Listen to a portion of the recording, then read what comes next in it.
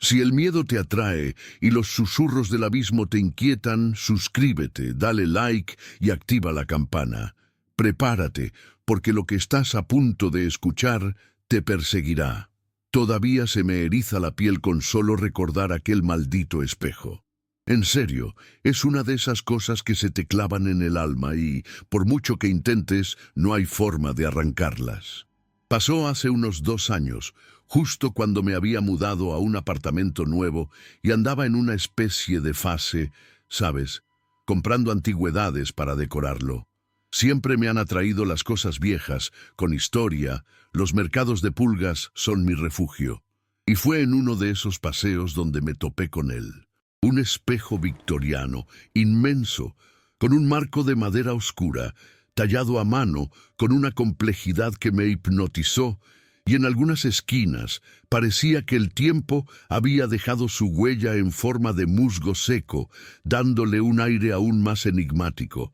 Estaba arrinconado, cubierto de polvo, como si llevara siglos esperando a alguien, o como si nadie se atreviera a mirarlo demasiado tiempo.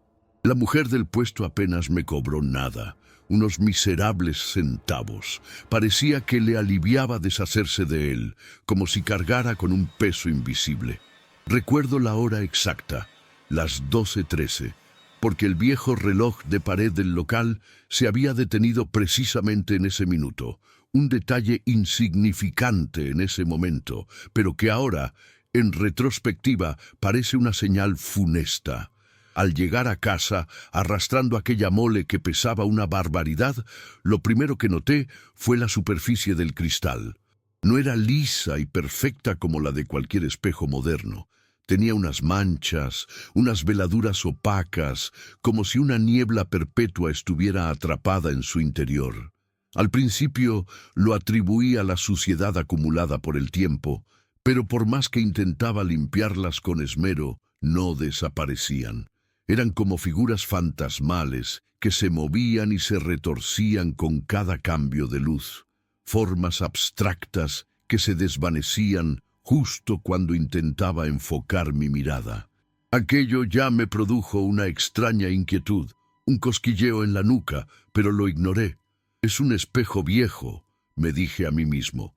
Es normal que tenga sus imperfecciones que le dan carácter. Lo coloqué en la pared del pasillo, justo enfrente de la puerta de mi habitación, pensando que le daría un toque misterioso al ambiente. Si hubiera sabido la verdad, jamás lo habría cruzado el umbral de mi hogar. La primera noche transcurrió sin novedad. Fue un alivio. Pensé que mis preocupaciones eran infundadas. Pero en la segunda, la cosa empezó a ponerse realmente extraña, de una forma que me hizo cuestionar mi propia cordura. Estaba acostado, sumido en esa fase entre la vigilia y el sueño, cuando un crujido sordo y prolongado rompió el silencio de la noche. No era el crujido habitual de la casa asentándose, no. Era un sonido diferente, más denso, más cercano, como si la madera vieja estuviera lamentándose desde las entrañas del pasillo. Abrí los ojos de golpe, y mi mirada se dirigió automáticamente hacia el reflejo del pasillo en el espejo, visible a través de la rendija de la puerta entreabierta de mi habitación. La oscuridad de la noche apenas dejaba ver. Solo la pálida luz de la luna que se filtraba por la ventana creaba sombras alargadas. Pero incluso en esa penumbra pude percibir que algo había cambiado. Las manchas en el cristal del espejo parecían más definidas, más oscuras, como si la niebla interior se hubiera espesado, cobrando una vida propia. Y fue entonces cuando lo vi, un destello fugaz, apenas un instante. No era mi propio reflejo. Era algo más, una sonrisa. Pero no una sonrisa humana, no. Era una mueca ancha, grotesca, con unos dientes que parecían afilados, puntiagudos, y unos ojos vacíos, negros, desprovistos de cualquier chispa de vida. Parpadeé y desapareció, desvaneciéndose como un espejismo en el agua. «Cansancio», me susurré. «Estás imaginando cosas». Intenté convencerme, pero el escalofrío que me recorrió la espalda decía lo contrario. La negación, sin embargo, duró poco. La noche siguiente, la pesadilla se repitió, con una intensidad aún mayor, grabándose a fuego en mi mente. El mismo crujido, el mismo destello de luz anómala, solo que esta vez la sonrisa demoró un poco más en desaparecer, un segundo que se sintió como una eternidad, permitiéndome observar con un horror creciente cada detalle de esa mueca distorsionada. Y mientras mi cerebro luchaba por procesar lo que mis ojos habían presenciado, noté algo más, algo que me heló la sangre. En mi propia nuca, en el reflejo del espejo, aparecieron unas marcas rojas, como arañazos de garras, frescas y palpitantes. Me incorporé en la cama con un sobresalto, me llevé la mano a la nuca con desesperación, palpando mi piel, pero no había nada, absolutamente nada. Mi piel estaba lisa, intacta, sin el menor rasguño. Volví a mirar el espejo y las marcas seguían allí, en el reflejo, esfumándose lentamente, como si fueran tinta escurriéndose por el cristal, disolviéndose en la neblina. En ese preciso instante, mi corazón se disparó, golpeando contra mis costillas como un tambor frenético. No era cansancio, no era imaginación. Algo verdaderamente terrible estaba sucediendo con aquel espejo. Una sensación gélida me subió por la columna vertebral, como una serpiente de hielo. Pasé el resto de la noche despierto, con los ojos clavados en la puerta del pasillo, temiendo lo que el nuevo día traería, preguntándome qué demonios había permitido entrar en mi casa, qué clase de entidad maligna se había adherido a mi vida a través de aquel objeto supuestamente inanimado. La situación empeoró de manera exponencial, con una progresión aterradora que me sumió en un estado de pánico constante. Cada noche, las imágenes se volvían más realistas, más nítidas, más grotescas, como si el espejo estuviera aprendiendo, adaptándose a mis miedos más profundos. Al principio, como ya te conté, eran solo sonrisas macabras y arañazos fugaces, destellos que desaparecían en un parpadeo, pero luego el espejo comenzó a mostrar otras cosas, cosas que me despojaban de mi cordura. Veía mi propio cuarto reflejado, pero con una iluminación distorsionada, más oscura, y en un rincón una figura apenas discernible, una sombra alta y retorcida que parecía observarme desde las profundidades del reflejo. Y lo más perturbador, esa figura no permanecía estática, se movía, lenta, casi imperceptiblemente, pero se movía, deslizándose por el fondo de mi reflejo. Cada movimiento de esa sombra me provocaba un escalofrío visceral que jamás había experimentado. Era un miedo primario, que nacía en las entrañas, ¿sabes? Un terror a lo desconocido, a lo incomprensible, a algo que intuía puramente maligno, sin forma definida, pero con una presencia abrumadora. Intentaba con todas mis fuerzas no mirar, desviar la vista, pero era una tarea imposible. El espejo ejercía sobre mí una especie de atracción hipnótica, un imán al horror que me mantenía cautivo. Llegué al extremo de cubrir el espejo con una sábana gruesa, intentando sellar el paso a la pesadilla. Coloqué cinta adhesiva alrededor de los bordes, apilé sillas y muebles frente a él. Hice todo lo que estuvo a mi alcance para bloquear la visión de aquel portal infernal, pero todo fue inútil. Las manchas en el cristal, las mismas que al principio creí suciedad, reflejaban lo que fuera que estuviera allí, incluso a través de la tela opaca. Las figuras sombrías se volvían más nítidas, las distorsiones se intensificaban, y mi propia imagen reflejada en el espejo comenzó a aparecer, pero de una manera completamente errónea, antinatural. Mi rostro se mostraba pálido en exceso, los ojos hundidos en cuencas oscuras, con unas ojeras gigantes y una expresión de terror puro, de agonía muda. Y lo peor de todo, me di cuenta de que no era solo un simple reflejo.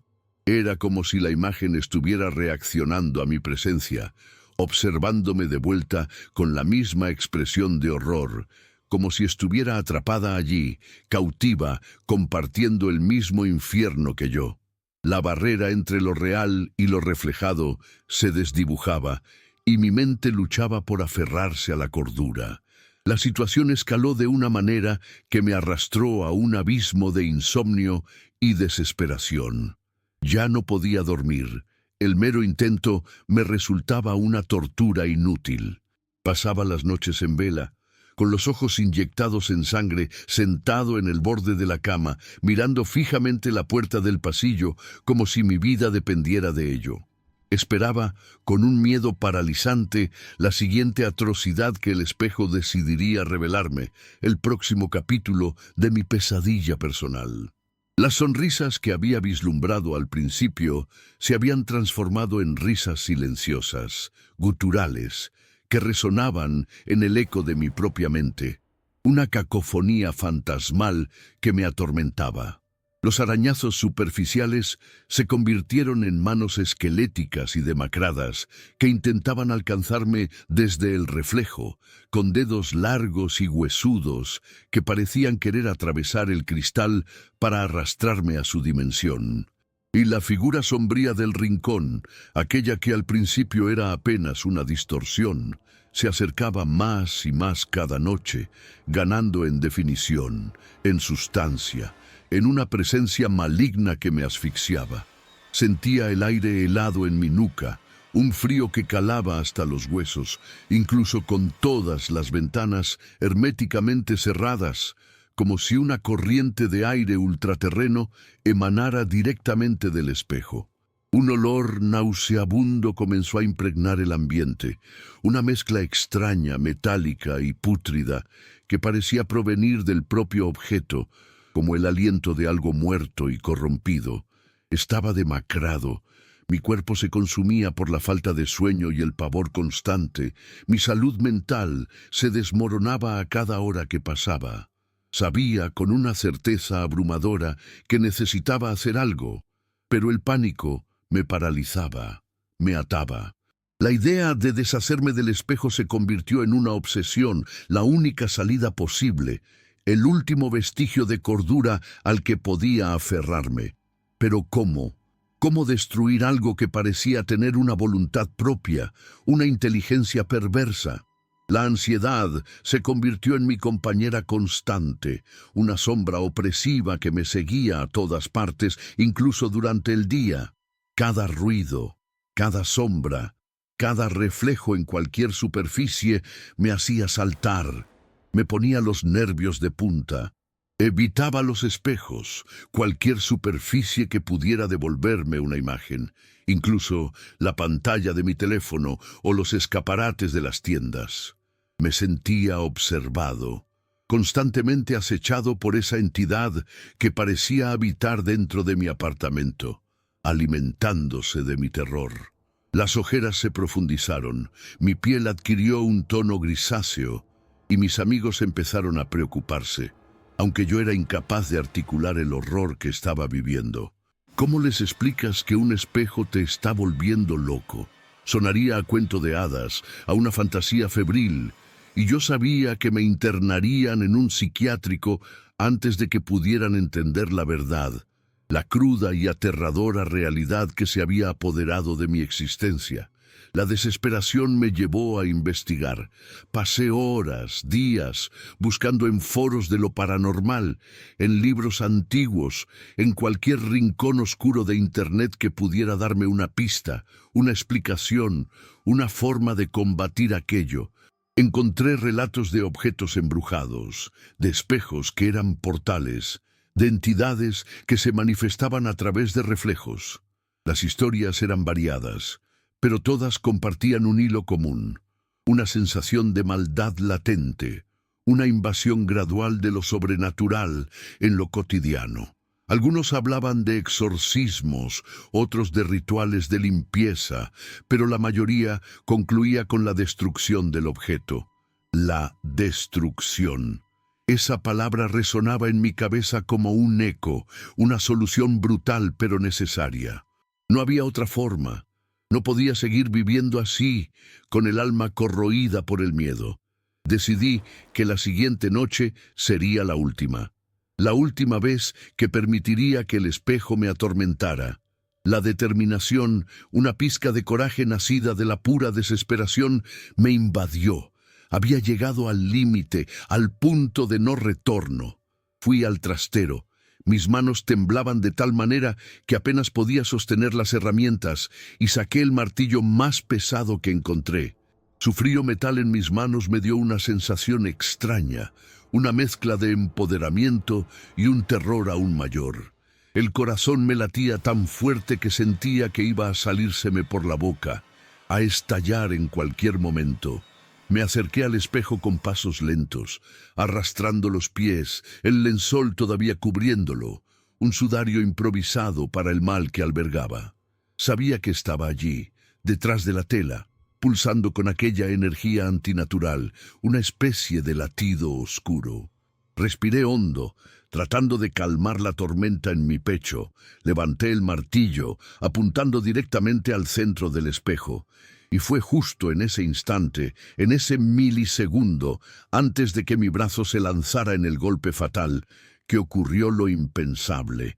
El lençol que cubría el espejo pareció disolverse, no se cayó. Simplemente se desvaneció en el aire como una bruma, revelando el cristal. La imagen en el espejo se volvió cristalina, más clara que nunca, con una nitidez aterradora que revelaba cada detalle. Y lo que vi me hizo soltar un grito que debe haber traspasado las paredes de mi apartamento y asustado a todos los vecinos. No era mi reflejo pálido y aterrorizado. Era mi propia mano, en el reflejo del espejo, alzando el martillo. Pero en lugar del espejo que yo estaba a punto de romper, había otra imagen, una visión horripilante. Vi con una claridad espantosa y un realismo brutal mi propia mano aplastando mi rostro, pero no el rostro demacrado de mi reflejo. Era mi rostro, el mío, siendo destrozado por un martillazo brutal, un sonido sordo y húmedo que resonó en mi mente. Y justo en el centro de esa imagen infernal, en el marco ornamentado, la imagen en el espejo sonrió. Una sonrisa ancha, satisfecha, con esos dientes puntiagudos que ya me eran horriblemente familiares, pero ahora sin ninguna sombra, completamente visibles, celebrando el horror que se desplegaba. Mi cuerpo se paralizó, como si una fuerza invisible me hubiera inmovilizado. El martillo se resbaló de mi mano, cayendo al suelo con un estruendo metálico que pareció reverberar en el propio aire. Retrocedí, tropezando con mis propios pies, con la mente en blanco, sin poder procesar lo que acababa de ver. No miré atrás. No pude. Desde aquella noche, el espejo sigue allí, cubierto, apoyado contra la pared del pasillo. No he tenido el valor de deshacerme de él, de tocarlo, ni mucho menos de mirarlo de nuevo. Sufro pesadillas constantes, tan vívidas que a menudo me cuesta distinguir la realidad del sueño. Siento que algo me observa todo el tiempo, una presencia fría y silenciosa que se esconde en los rincones de mi hogar. La casa se siente más fría, más densa, como si el aire mismo estuviera cargado de esa maldad. A veces me pregunto, ¿qué habría sucedido si hubiera logrado romper el espejo en aquel instante?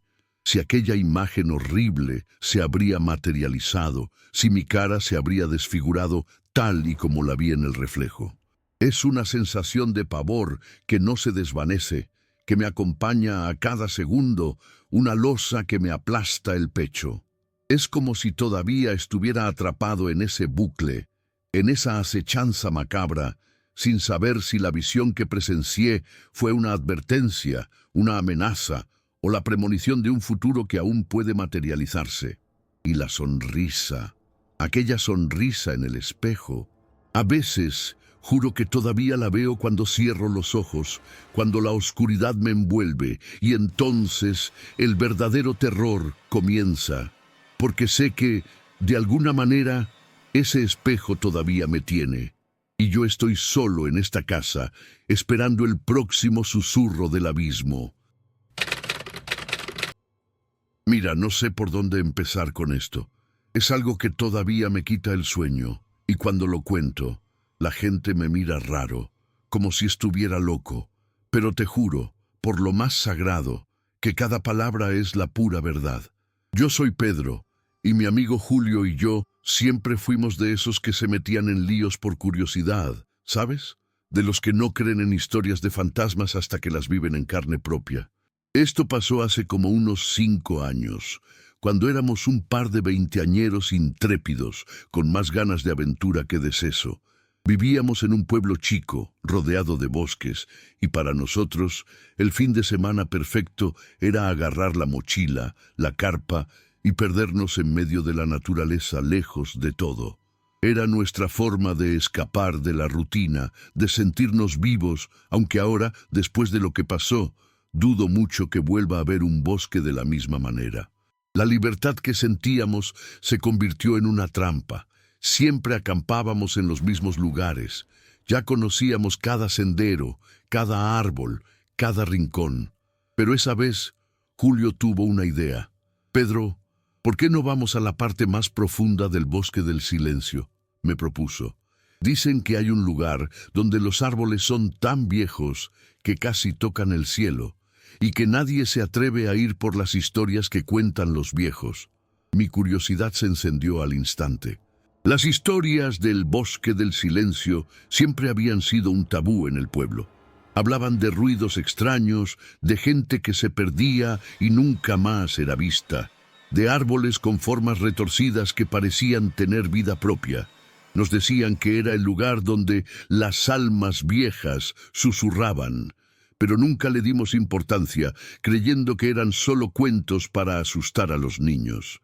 Éramos jóvenes e imprudentes, y la idea de desafiar esas viericas historias nos parecía emocionante. Así que, sin dudarlo demasiado, preparamos todo y nos adentramos en lo más denso de aquel lugar. El camino fue más difícil de lo esperado. A medida que nos adentrábamos, el bosque se volvía más oscuro, los árboles más juntos, la luz del sol apenas se filtraba entre las copas. El aire se sentía más pesado, denso, con un olor a tierra mojada y algo más, algo dulce y putrefacto al mismo tiempo, que me revolvía el estómago. A pesar de que era de día, una especie de penumbra perpetua envolvía todo, y el silencio era tan absoluto que te dolían los oídos. No se escuchaban pájaros, ni el viento moviendo las hojas. Nada. Solo el sonido de nuestros propios pasos crujiendo sobre las hojas secas y el latido acelerado de nuestros corazones.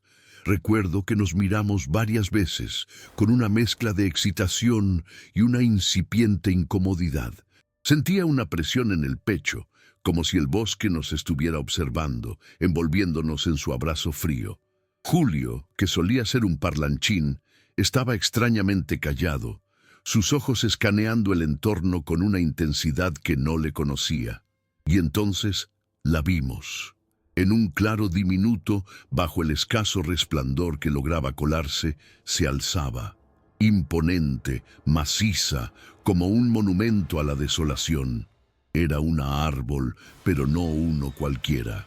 Era un roble gigantesco, seco, despojado de cualquier hoja o señal de vida. Sus ramas retorcidas y nudadas se extendían hacia el cielo como dedos esqueléticos, implorando o maldiciendo.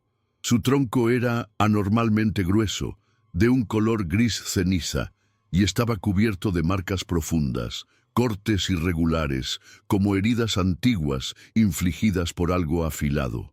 Parecían cicatrices, y algunas de ellas sangraban una savia oscura y resinosa que se había secado, dejando rastros brillantes y pegajosos. Un escalofrío me recorrió la espina dorsal. Había algo visceralmente incorrecto en ese árbol. No inspiraba respeto, sino un pavor ancestral. No era solo un árbol, era una presencia. Nos acercamos con cautela, casi hipnotizados por su macabra belleza. La atmósfera alrededor de él era aún más pesada, el aire se sentía denso y el olor putrefacto era más intenso. Se percibía un silencio sepulcral, un vacío que absorbía cualquier sonido, cualquier indicio de vida. Cuando tocamos el tronco, la corteza estaba fría, increíblemente fría, como si absorbiera el calor de nuestras manos. Las marcas de los cortes eran más profundas de lo que parecían, y en algunas de ellas pude ver pequeños trozos de algo parecido a cabello, enredados en la resina seca. Era perturbador, pero la curiosidad nos ganó. No encontramos un lugar mejor para armar la carpa que justo al lado de ese monstruo vegetal. «Será interesante», dijo Julio, con una sonrisa forzada que no llegaba a sus ojos.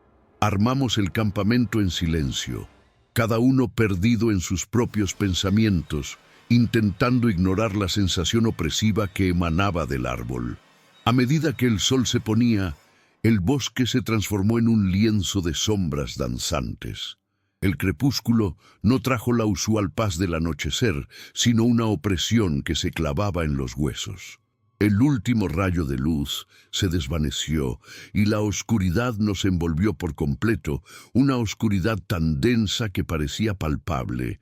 Las linternas apenas lograban perforarla, creando pequeños círculos de luz que solo resaltaban las formas distorsionadas de los árboles circundantes. El roble seco, ahora una silueta imponente contra el pálido cielo nocturno, parecía aún más amenazador, sus ramas retorcidas como garras gigantes listas para atraparnos. El aire se volvió aún más frío, un frío que no era de la noche, sino de algo que no pertenecía a este mundo. Nos metimos en la carpa. El silencio era ensordecedor, roto solo por el latido desbocado de nuestros corazones. La expectativa de lo desconocido nos atenazaba, una premonición de que esta noche sería diferente a todas las demás. La noche se hizo eterna dentro de esa carpa, una prisión de tela en medio de la nada. El silencio que nos había envuelto al principio, aquel silencio denso y opresivo, comenzó a romperse, pero no con los sonidos habituales del bosque nocturno. Lo que empezó a filtrarse a través de la lona de la carpa fueron susurros, apenas audibles al principio, como un murmullo lejano que se mezclaba con el latido de mi propio corazón asustado. Al principio pensé que era el viento jugando con las hojas secas, o quizás mi imaginación, agotada por la tensión del día. Pero luego el murmullo se hizo más claro, más definido. No eran palabras, no todavía, sino una cacofonía de voces superpuestas, todas susurrando al mismo tiempo, como si una multitud invisible estuviera congregada justo afuera de nuestra carpa, al pie del roble seco. Julio y yo nos miramos. Sus ojos, en la penumbra de la carpa, reflejaban el mismo pavor que sentía yo. No dijimos nada, pero el terror mudo en su expresión era suficiente. Él también lo escuchaba.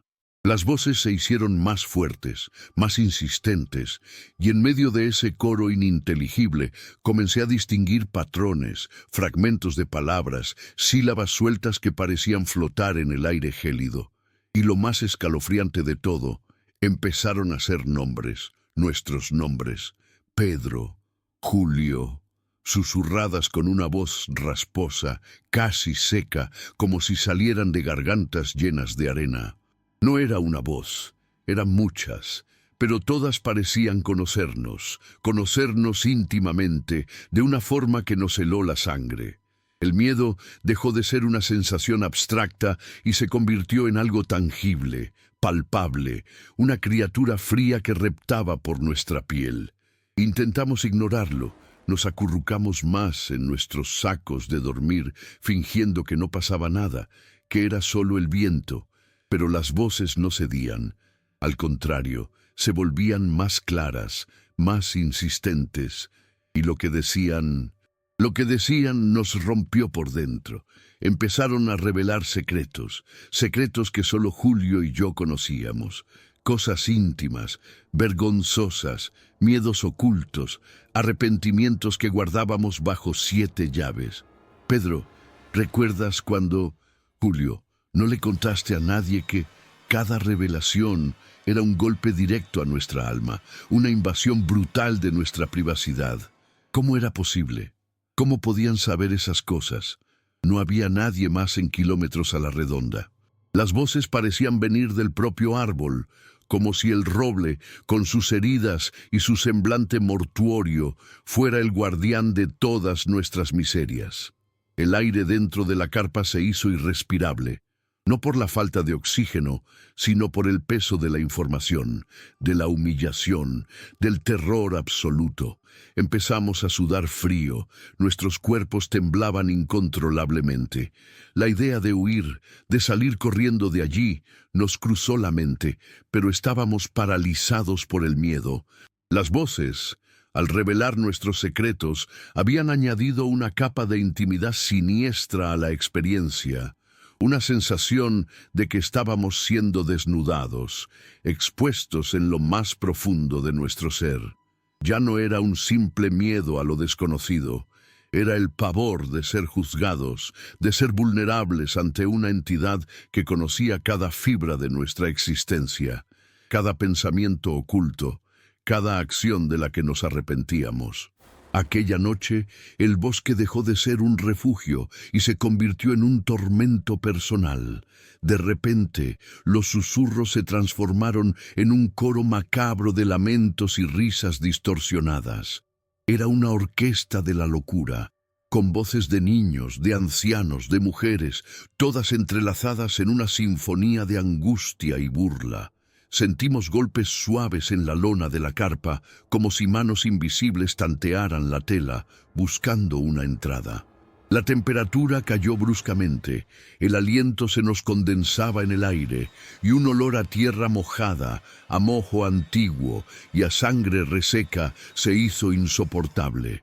Las ramas del roble seco, vistas a través de la carpa tensa, parecían agitarse, a pesar de que no había viento.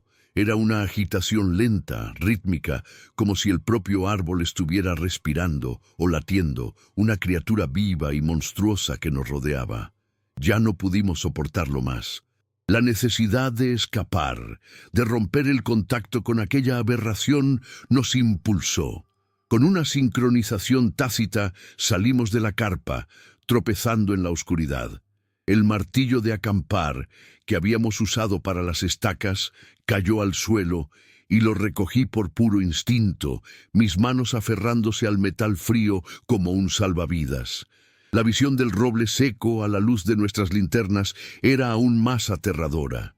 Las marcas de los cortes en el tronco parecían palpitar, y el aire alrededor del árbol vibraba. Casi podías ver las ondas de energía oscura que emanaban de él. Fue entonces cuando Julio, con los ojos desorbitados por el terror y una resolución desesperada, se lanzó hacia el tronco. No sé qué le pasó por la cabeza, si fue un intento de agresión contra la fuente de nuestro tormento, o simplemente el instinto de herir a aquello que nos hería. Levantó su propia linterna y empezó a golpear el tronco con rabia, con la intención de arrancarle un pedazo, un trofeo, una prueba de que no estábamos locos. Lo que sucedió a continuación me perseguirá el resto de mi vida. Con cada golpe de Julio, la corteza del roble no se astillaba como madera normal. En su lugar sangraba, pero no era savia. Era un líquido oscuro y espeso, viscoso, que se parecía inquietantemente a la sangre. Una sangre densa y maloliente, que goteaba por el tronco, formando charcos pegajosos en la tierra oscura. Y de cada herida abierta, de cada corte, brotaban las voces, más fuertes que nunca, como si el árbol gritara de dolor o de ira. Era un coro de agonía y desesperación que se elevaba en la noche, y entre los lamentos pudimos escuchar, con una claridad espeluznante, frases completas, palabras dirigidas directamente a nosotros. Nosotros los hemos visto. Ustedes serán como nosotros. Y sus secretos son nuestros ahora. El miedo se transformó en pánico absoluto, en un deseo irrefrenable de huir, de escapar de aquel lugar maldito. Corrimos sin mirar atrás, sin importar hacia dónde, solo lejos de ese árbol sangrante y parlante. Los gritos del árbol nos persiguieron a través de la espesura del bosque, resonando en nuestros oídos, grabándose en nuestra memoria. No nos detuvimos hasta que vimos las primeras luces del amanecer asomando por el horizonte, tiñendo el cielo de un gris pálido. Llegamos al coche, exhaustos, cubiertos de barro y sudor frío, nuestros cuerpos temblando incontrolablemente. Nos metimos dentro, cerramos las puertas y arrancamos el motor, huyendo de aquel infierno vegetal. El sol finalmente se elevó, y la luz, aunque tenue, trajo una falsa sensación de seguridad. Pero la calma fue efímera, una cruel ilusión. Mientras Julio conducía por la carretera de regreso al pueblo, yo intentaba calmar mi respiración, tratando de borrar de mi mente las imágenes y los sonidos de aquella noche. Pero entonces pasó. Fue sutil al principio, un picor en los ojos, una sensación extraña. Parpadeé, y cuando abrí los ojos de nuevo, tuve la sensación, por una fracción de segundo, de que mis propios ojos me miraban desde el reflejo del espejo retrovisor. Mis ojos, pero no eran los míos. Eran los ojos de las voces, huecos, antiguos, llenos de un conocimiento ancestral y una maldad incomprensible. Y justo en ese momento, escuché un susurro. No vino de fuera del coche, no vino de Julio, vino de dentro, de mis propios ojos.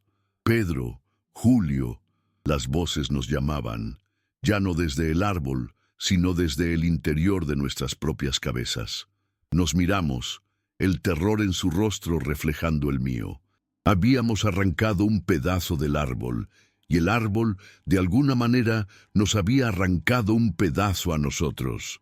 Desde aquel día, la vida no volvió a ser la misma. Las voces no son constantes, pero aparecen en los momentos más inesperados. A veces, cuando miro mi reflejo, veo una distorsión, una sombra que se mueve en el fondo de mis pupilas. Otras veces, al hablar, tengo la horrible sensación de que no soy yo quien dice las palabras, sino un coro de lamentos antiguos que se escapan de mi boca.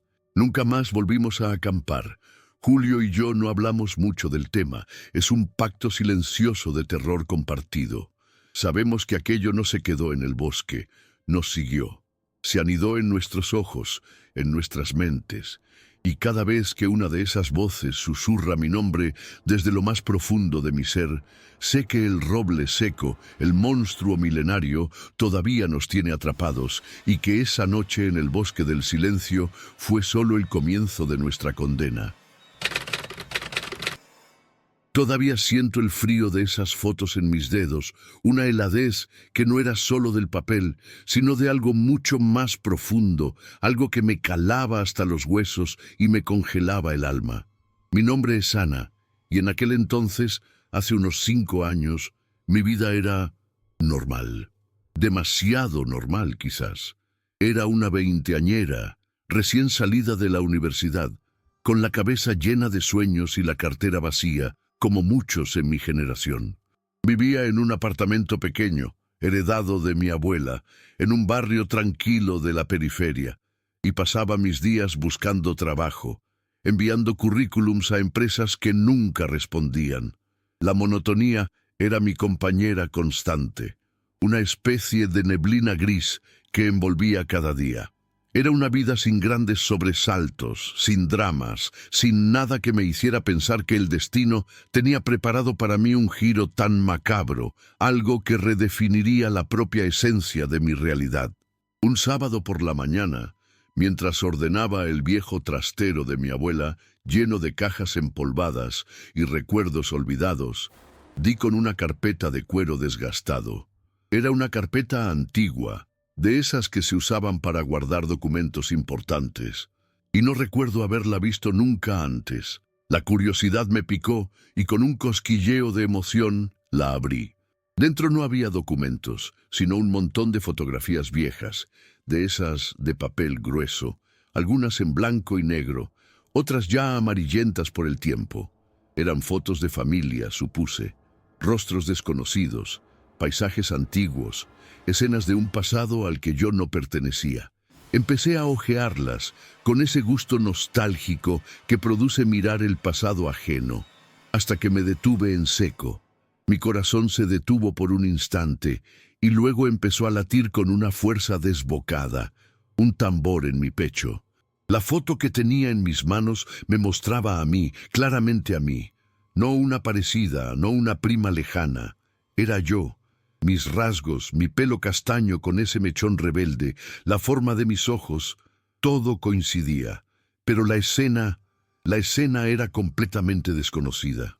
La foto me mostraba sentada en un banco de parque que no reconocía, con una ropa que jamás había usado y con una expresión en el rostro que no era la mía.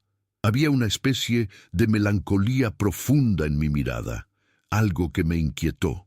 Mis manos, en la foto, sostenían un libro con una portada extraña, de un color rojizo oscuro que nunca había visto.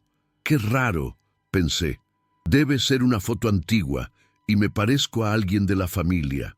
Intenté buscar una explicación lógica, pero la sensación de extrañeza no desaparecía. Seguí revisando las fotos, intentando encontrar alguna otra que se pareciera a mí, algo que confirmara mi teoría de la similitud, y entonces lo impensable volvió a ocurrir. Otra foto, y de nuevo yo. Pero esta vez la escena era aún más perturbadora.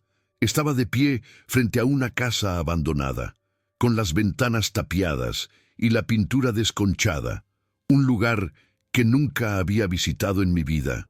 Mi ropa era diferente, y mi expresión era de puro terror, con los ojos bien abiertos y la boca ligeramente entreabierta en un grito silencioso. La foto estaba un poco borrosa, como si el momento hubiera sido capturado en un movimiento brusco, un instante de pánico. Un escalofrío me recorrió la espalda. Ya no podía ser una coincidencia. Era yo. Pero, ¿cómo? ¿Cómo podía estar en fotos de escenas que jamás había vivido? La idea era absurda, imposible, y sin embargo, la evidencia estaba en mis manos. Dejé la carpeta sobre la mesa y me puse a caminar por el apartamento, intentando asimilar aquello. Mi mente daba vueltas, buscando una explicación racional. ¿Una broma? Alguien me estaba gastando una broma de muy mal gusto. Pero las fotos eran viejísimas, el papel amarillento, con las esquinas dobladas por el tiempo. No parecían trucadas. La calidad era la de una cámara antigua. La confusión se mezcló con una sensación incipiente de miedo. No era un miedo común, sino uno más sutil, el miedo a lo inexplicable, a aquello que desafía toda lógica. Las imágenes se repetían en mi cabeza, mi rostro desconocido, el parque, la casa abandonada. Eran tan vívidas, tan detalladas, que por un momento sentí que ya las había vivido. Decidí dejar las fotos a un lado, metiéndolas de nuevo en la carpeta y guardándolas en un cajón. Quería ignorarlo, quería creer que era un error, una ilusión óptica, pero la imagen de mi propio rostro aterrado en la foto se había grabado a fuego en mi mente. Pasé el resto del día inquieta, con una especie de ansiedad latente, como si estuviera esperando algo, aunque no sabía qué. La luz del sol se desvaneció, y con ella mi falsa sensación de seguridad. La noche llegó, densa y silenciosa, y con ella una premonición helada. Me costó conciliar el sueño. Cada ruido en el apartamento me sobresaltaba. Cada sombra en la pared parecía cobrar vida. No sabía que esa noche sería el comienzo de mi descenso a la locura, el inicio de una cuenta regresiva que me llevaría a un final que ya había sido fotografiado. La ansiedad que sentía el día anterior no era nada comparado con el horror que me invadió la mañana siguiente. Me desperté con una sensación extraña, como si un peso invisible se hubiera posado sobre mi pecho durante la noche. Mi primer impulso fue ir a la cocina a preparar café, un intento desesperado por aferrarme a la rutina y la normalidad. Pero al pasar por el cajón donde había guardado la carpeta con las fotos, algo me impulsó a abrirlo. Era un presentimiento gélido, una voz interna que gritaba en mi mente.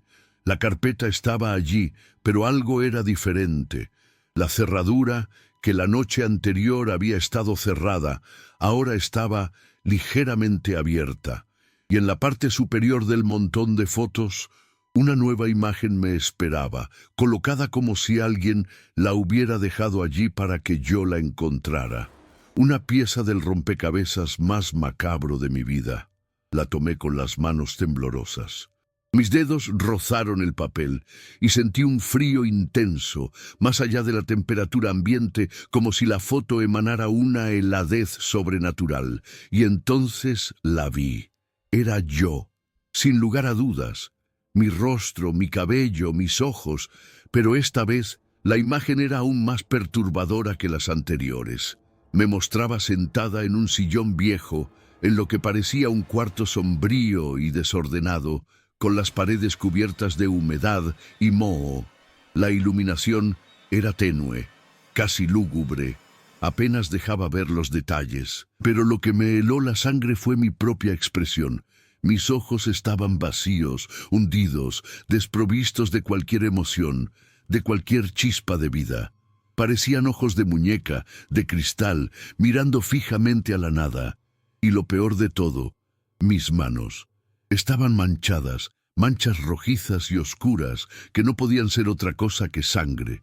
No era mucha, pero era lo suficientemente evidente como para que el estómago se me encogiera de náuseas. Un grito ahogado se atascó en mi garganta. Dejé caer la foto al suelo, mi cuerpo temblaba incontrolablemente. La realidad me golpeó con la fuerza de un rayo. No eran fotos antiguas de alguien que se parecía a mí. No eran una broma. Eran fotografías del futuro, de mi futuro. Y ese futuro parecía ser un abismo de oscuridad y horror. La imagen de mis ojos vacíos y mis manos manchadas se grabó a fuego en mi mente, un presagio de lo que estaba por venir. Intenté procesarlo, pero mi cerebro se negaba a aceptar una verdad tan aberrante. ¿Cómo era posible? ¿Cómo podía una cámara capturar algo que aún no había sucedido? La lógica se desvaneció, dejando solo el pánico y una sensación de vulnerabilidad extrema. Estaba siendo espiada por el tiempo mismo, mi destino expuesto en un trozo de papel. Los días que siguieron se convirtieron en una tortura silenciosa. Cada mañana, con el primer rayo de sol asomando por la ventana, me acercaba al cajón de la carpeta con un terror reverencial. Y cada mañana, sin falta, encontraba una nueva fotografía, una nueva escena de mi futuro, cada vez más inquietante, más violenta. Una foto me mostraba de espaldas, con el cabello enredado, arrastrándome por un suelo de tierra, con el vestido rasgado. Otra me mostraba de rodillas, frente a un objeto que no podía distinguir, mi boca abierta en un grito silencioso y desesperado, las lágrimas surcando un rostro demacrado. La progresión era clara, implacable. Cada imagen era un paso más hacia un destino que parecía inevitable, un horror que se cernía sobre mí con una lentitud agonizante. Dejé de comer, apenas dormía. La idea de que mi vida ya estaba escrita, ya fotografiada, me consumía. El apartamento, antes un refugio, se convirtió en una prisión. Cada sombra en las paredes parecía cobrar vida. Cada crujido del suelo me hacía saltar. Empecé a verme en todas partes, en los reflejos de las ventanas, en el brillo de las ollas, en la superficie del agua, y en esos reflejos fugaces, a veces, mis ojos aparecían vacíos, sin vida, como en las fotos. Me sentía atrapada, sin poder escapar de mi propio destino, un destino que se me revelaba cruelmente día tras día en forma de fotografía. La paranoia se apoderó de mí. ¿Quién tomaba esas fotos? ¿Era una entidad invisible, un fantasma del tiempo, o acaso una fuerza más siniestra, más personal? El terror se intensificó con una imagen en particular. Me mostraba sentada en una silla, atada, con una mordaza en la boca, y mis ojos, vacíos como los de una muñeca, miraban directamente a la cámara. Y detrás de mí, en la penumbra de la habitación, una silueta borrosa, apenas discernible, que parecía estar observándome. No pude distinguir si era un hombre o una mujer, solo una forma oscura, amenazante. Aquella foto me hizo entender que no solo era mi destino el que estaba en juego, sino también la presencia de alguien más, de una entidad que no solo conocía mi futuro, sino que quizás era la responsable de él. La idea de un observador oculto, de un verdugo silencioso, me aterrorizaba más que la muerte misma. La última noche fue un infierno. La atmósfera en el apartamento era densa, pesada, como si el aire mismo estuviera cargado de electricidad y presagios. Sentía una presión en el pecho, una asfixia constante. Me encerré en mi habitación, temblando, con la carpeta de fotos en mis manos, el peso de mi futuro aplastándome. Miré el reloj, se acercaba a la medianoche. Sabía que la próxima foto sería la última, la que revelaría el final de mi historia. Mis manos sudaban, mi corazón latía desbocado, un tambor en mis oídos. El miedo no era ya un escalofrío, era una posesión, una fuerza que me dominaba por completo. Y entonces sucedió. Justo a la medianoche, como un ritual macabro, la última foto apareció en la carpeta. La tomé con un presentimiento de muerte. Mi respiración se cortó en un jadeo ahogado. La imagen me mostraba a mí misma, tendida en el suelo de un cuarto sombrío, el mismo de la foto de mis manos ensangrentadas, mi cuerpo inmóvil, sin vida. Mis ojos estaban abiertos, fijos en el techo, vacíos, y mis manos estaban manchadas de sangre, exactamente como en la primera foto perturbadora. Pero lo que me hizo gritar, lo que me rompió por completo, fue lo que vi en el fondo de la foto. Detrás de mi cuerpo inerte, apenas visible, una figura se alzaba. Era la misma silueta borrosa de la foto donde estaba atada.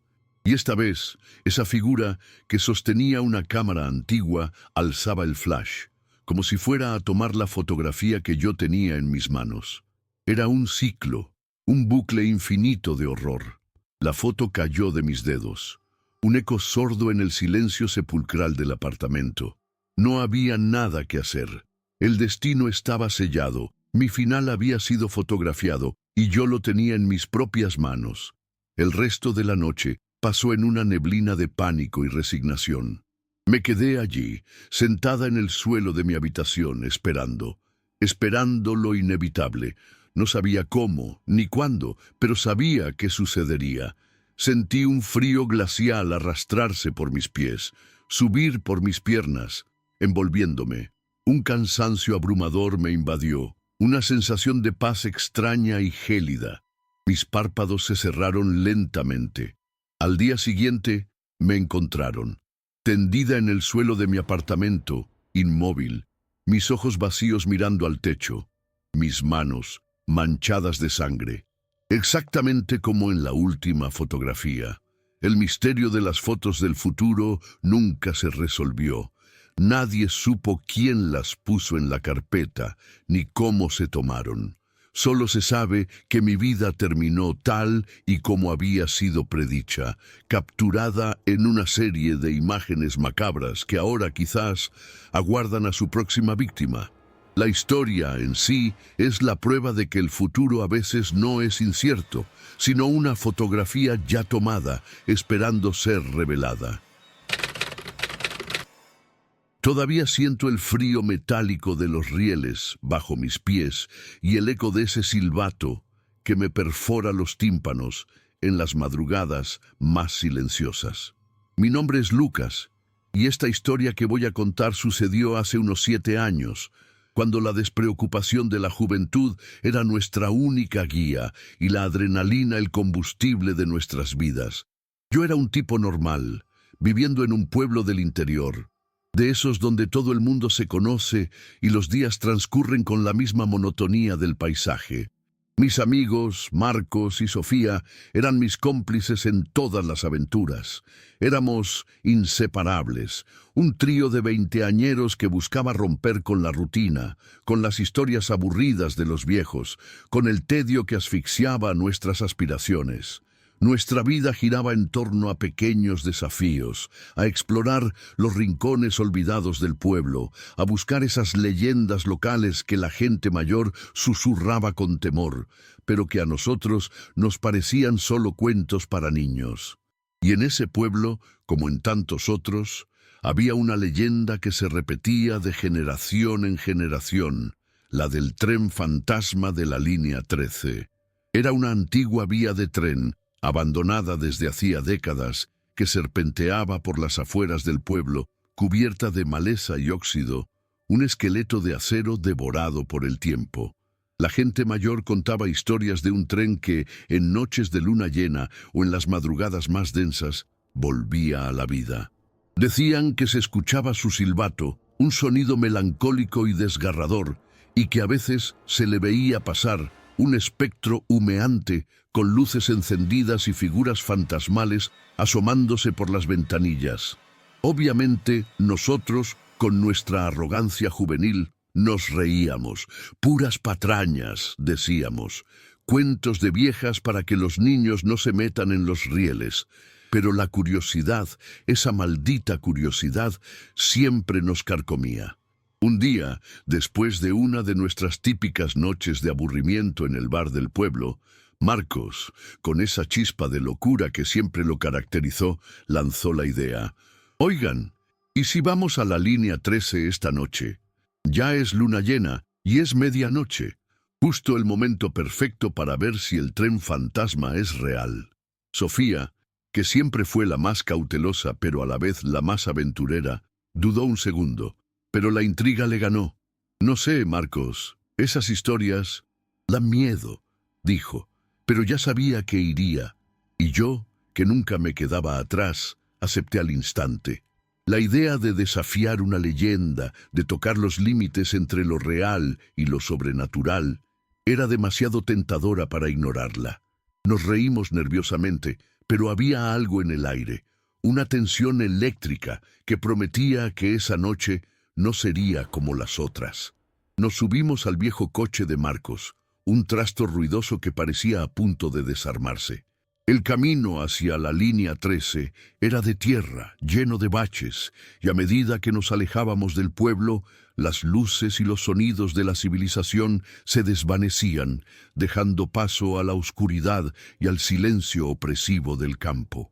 Las copas de los árboles se cerraban sobre nosotros, formando un túnel sombrío, y la luna llena, alta en el cielo, proyectaba sombras fantasmales que danzaban a nuestro alrededor. El aire se volvió frío, denso, con un olor a tierra húmeda y óxido, el aroma de lo abandonado.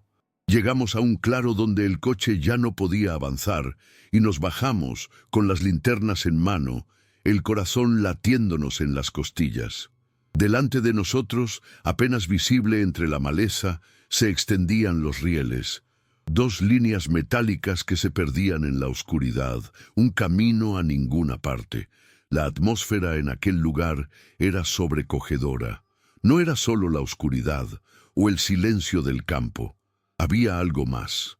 Una sensación de antigüedad, de abandono, de que el tiempo se había detenido allí hacía mucho, mucho tiempo. El aire estaba pesado, con una densidad que casi podías cortar con un cuchillo. Caminamos sobre los rieles. El crujido de la grava bajo nuestros pies era el único sonido que rompía el silencio sepulcral. Los postes de telégrafo, torcidos y podridos, se alzaban como centinelas fantasmales, con los cables colgando como telarañas gigantes. Las ramas de los árboles se entrelazaban sobre nuestras cabezas, formando un techo de sombras, y la luz de la luna apenas lograba filtrarse, creando patrones cambiantes en el suelo.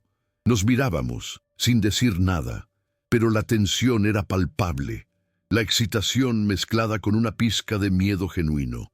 Llevábamos quizás media hora caminando, cuando, de repente, lo escuchamos. Un sonido lejano, pero inconfundible, el silbato de un tren. No era un silbato moderno, estridente, sino uno antiguo, resonante, con una nota melancólica que se arrastraba por el aire. Nos detuvimos en seco, nuestros corazones latiendo al unísono. Nos miramos, y en los ojos de Marcos y Sofía pude ver el mismo asombro y el mismo terror incipiente que sentía yo. El sonido se hizo más fuerte, más cercano, y luego un chirrido metálico, el inconfundible sonido de ruedas de acero sobre rieles oxidados. No era una ilusión, era real. Las leyendas no eran solo cuentos. Nos quedamos paralizados, observando la oscuridad delante de nosotros. Y entonces lo vimos, a la distancia, una luz, débil al principio, pero que crecía en intensidad a medida que se acercaba. Un faro solitario, cortando la oscuridad de la noche, y detrás de él una silueta, gigantesca, imponente.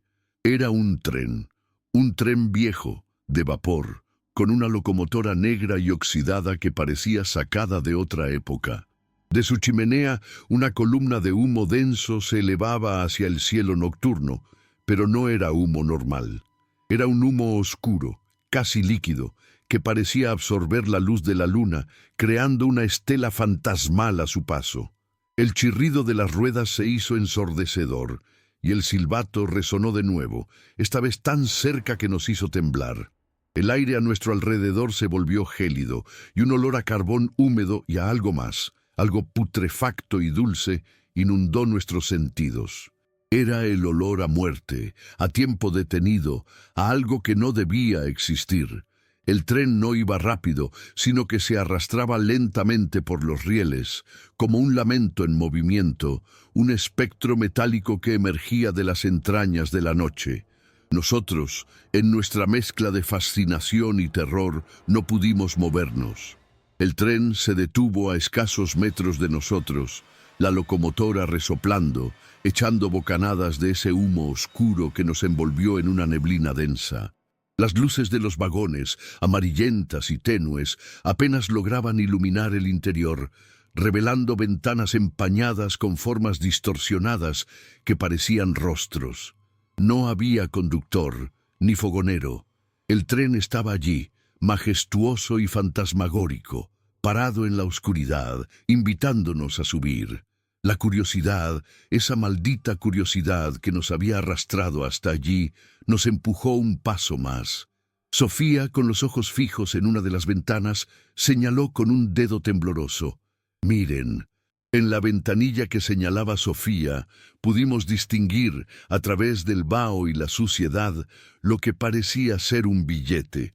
Un billete antiguo, amarillento, pegado al cristal por dentro. Nos acercamos con cautela, nuestros corazones latiendo con fuerza, y al leer el nombre que figuraba en el billete, la sangre se nos heló por completo. Era el nombre de un anciano del pueblo, un carpintero que había desaparecido misteriosamente hacía más de 20 años, sin dejar rastro. Habíamos escuchado su historia, la de un hombre que, según decían, se había ido un día y nunca más había vuelto, como si la tierra se lo hubiera tragado. Pero ahora, su nombre estaba allí, en un billete de tren. Y no solo el suyo. Había más billetes en otras ventanas, y en cada uno un nombre, nombres de personas desaparecidas del pueblo, leyendas locales, susurros de tragedias olvidadas. Aquello no era un tren cualquiera. Era un tren de sombras, un vehículo de los perdidos, y de alguna manera estaba allí para nosotros. El horror se apoderó de nuestros sentidos, un miedo profundo y visceral que nos hizo dudar si lo que veíamos era real o una alucinación compartida. La visión de nuestros nombres, o mejor dicho, los nombres de personas desaparecidas del pueblo, en esos billetes amarillentos pegados a las ventanillas, nos golpeó como un rayo. No era solo un tren fantasma. Era un tren para los perdidos, para aquellos que el pueblo había olvidado, pero que, de alguna manera, el tren recordaba. Era una invitación macabra, una promesa de un viaje sin retorno, un destino que se nos revelaba en cada nombre familiar. El miedo se apoderó de nosotros de una forma que nunca habíamos experimentado, un terror visceral que te helaba la sangre y te apretaba el pecho hasta casi asfixiarte. Ya no había risas nerviosas, solo el silencio de la incredulidad y el pavor. La pregunta no era si el tren era real, sino por qué estaba allí, qué quería de nosotros. A pesar del terror que nos invadía, Una fuerza extraña, casi hipnótica, nos empujó hacia las puertas del tren. Era como si una voluntad invisible nos atrajera, nos arrastrara hacia ese umbral entre mundos. Las puertas, viejas y corroídas, se abrieron con un chirrido metálico, revelando un interior oscuro y mohoso. El olor a ozono y a algo dulce y putrefacto se intensificó, llenando nuestros pulmones con una densidad sofocante. La luz amarillenta del interior revelaba asientos cubiertos de polvo y telarañas, y el aire era gélido, un frío que calaba hasta los huesos, un frío que no era de la noche, sino de la muerte. Nos miramos, y en los ojos de Marcos y Sofía pude ver la misma mezcla de horror y una extraña resignación. Era como si supiéramos que no había vuelta atrás, que ya estábamos atrapados en la trampa que la curiosidad nos había tendido. Nosotros, en nuestra estupidez o en nuestra desesperación por entender, decidimos subir. Fue una decisión tomada en un instante, un impulso colectivo que desafiaba toda lógica. Quizás pensamos que, al subir, la ilusión se rompería, que el tren se desvanecería o que encontraríamos una explicación racional. ¡Qué equivocados estábamos! El primer paso dentro del vagón fue como cruzar un umbral hacia otra dimensión. El aire se hizo aún más denso. El sonido de nuestros propios pasos se amortiguó, y el silencio, antes absoluto, ahora estaba lleno de un murmullo constante, un zumbido apenas audible que parecía vibrar en las paredes del tren. La luz era tan tenue que apenas podíamos distinguir nuestras propias manos, y las sombras danzaban en las esquinas, creando formas grotescas y distorsionadas. A medida que avanzábamos por el pasillo del vagón, la luz amarillenta de las lámparas colgantes, que parpadeaban con una intermitencia macabra, comenzó a revelar a los pasajeros. No eran fantasmas translúcidos ni figuras etéreas, eran siluetas, sentados en los asientos, inmóviles como estatuas de terror.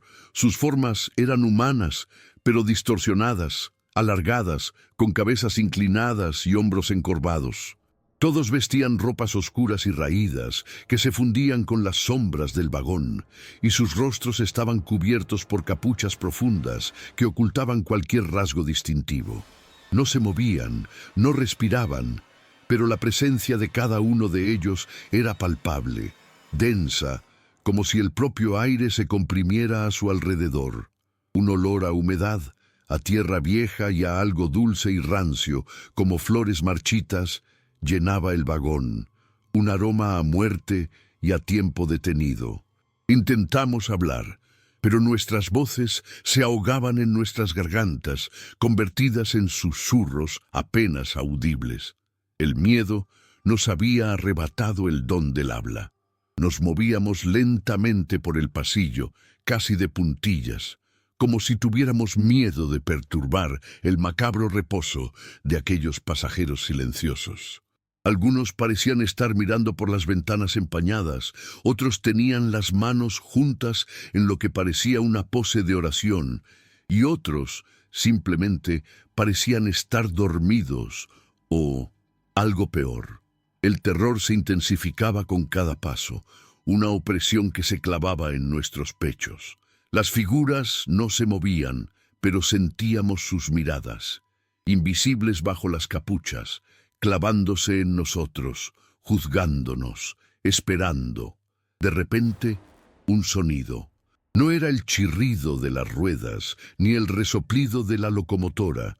Era un golpe seco, como el cierre de una puerta. Miramos hacia atrás, y la puerta por la que habíamos entrado estaba ahora cerrada, herméticamente, sin que nadie la hubiera tocado. El pánico se disparó a niveles insoportables. Estábamos atrapados, encerrados en aquel tren de sombras, rodeados por aquellas figuras encapuchadas que ahora nos parecían aún más amenazantes. Marcos intentó abrir la puerta, empujó con todas sus fuerzas, pero no se movió un ápice.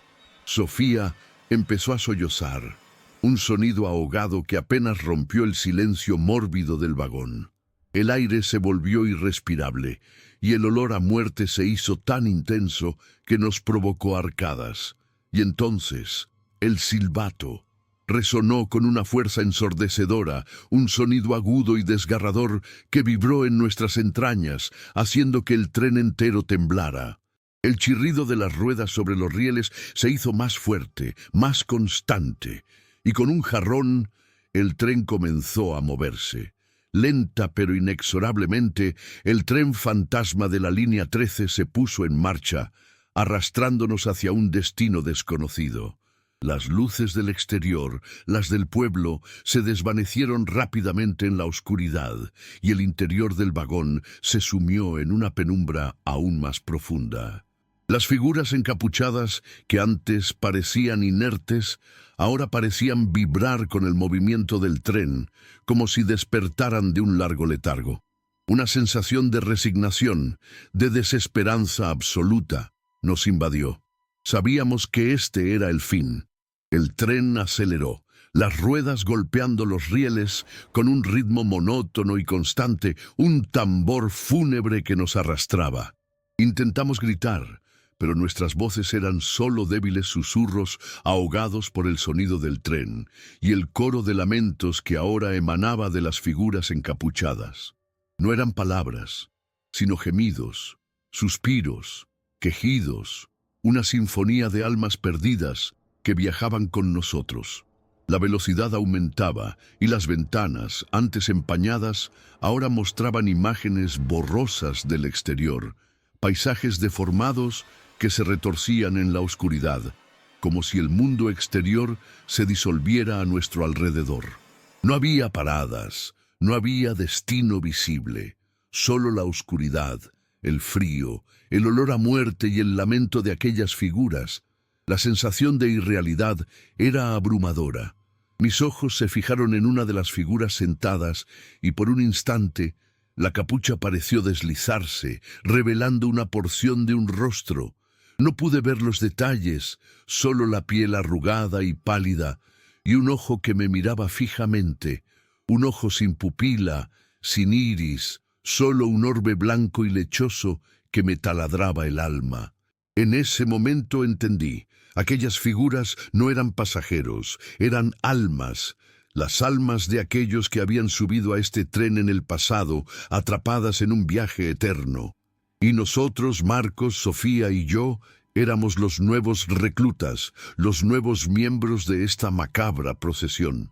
La desesperación se transformó en un frío, gélido terror, la certeza de una condena sin fin.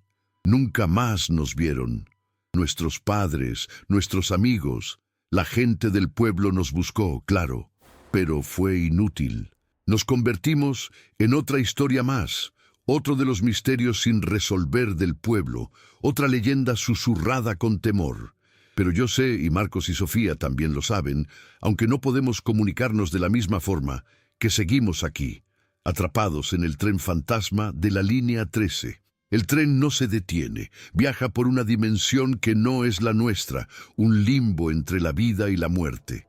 Y cada noche, cuando la luna está llena, o en las madrugadas más densas, nuestro lamento se une al coro de los que nos precedieron.